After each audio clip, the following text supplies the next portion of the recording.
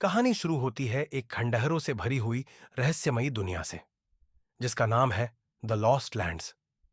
एक ऐसी जगह जहां कानून और नैतिकता से ज्यादा ताकतवर है जादू।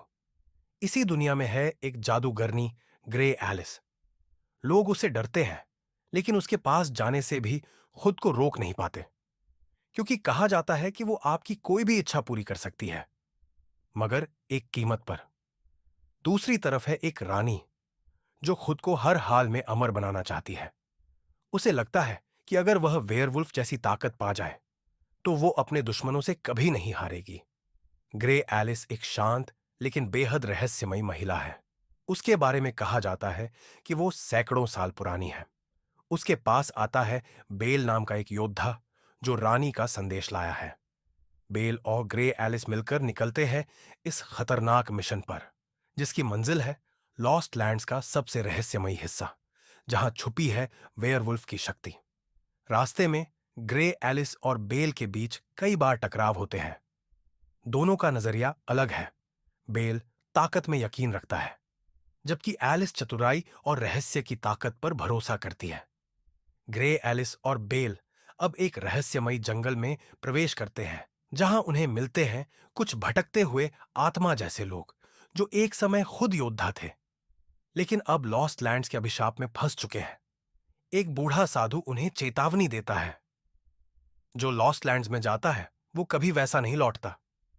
लेकिन एलिस हंसती है, मैं लौटने नहीं, दुनिया बदलने आई हूं। जैसे जैसे वो आगे बढ़ते हैं, उन्हें सामना करना पड़ता है लॉस्ट लैंड्स के रहस्यमयी राक्षसों से। एक जगह वे एक पुरानी खदान में फंस जाते हैं, जहां बेल को अतीत की यादें सताने लगती हैं।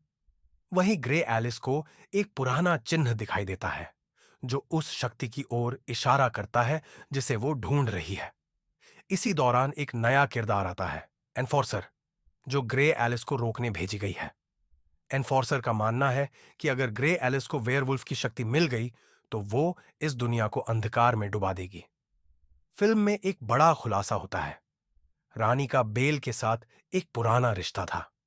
बेल कभी उसका अंगरक्षक था, लेकिन एक युद्ध में बेल ने जान बचाकर भागने का फैसला किया था। अब वो अपने की का प्रायश्चित करना चाहता है। ग्रे एलिस भी एक रहस्य छिपा रही है। वह सिर्फ रानी की मदद नहीं कर रही, बल्कि उसे भी किसी चीज की तलाश है, उस शक्ति की जो उसे इंसान से कुछ और बना सकती है। ग्रे एलिस और बेल एक रहस्यमयी झील तक पहुंचते हैं, जहां कहा जाता है कि वो शक्ति छिपी है। लेकिन एलिस कहती है, अगर कोई इच्छा सच करनी हो तो तुम्हें अपनी सबसे बड़ी कमजोरी को छोड़ना होता है। ग्रे एलिस आखिरकार उस आत्मा के सामने खड़ी होती है। उसे पता है कि अगर वो इस आत्मा को अपने अंदर समा लेती है तो वो न सिर्फ रानी की इच्छा पूरी कर सकती है, बल्कि खुद को भी अमर बना सकती है। लेकिन वो कुछ और चुनती है। वो बेल को बताती है कि हर शक्ति की कीमत होती है, और कभी-कभी सबसे बड़ी शक्ति होती है अपनी आत्मा को बचाना।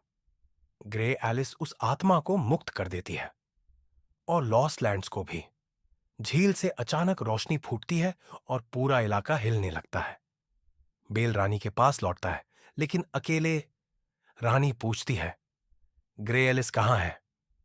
बेल सिर्फ इतना कहता है, वो अब सिर्फ लॉस्ट लैंड्स की कहानी है, जो कभी नहीं लौटेगी। और फिर एक सीन में ग्रे एलिस को दिखाया जाता है। वो अब लॉस्ट लैंड्स की पहरेदार बन चुकी है, एक आत्मा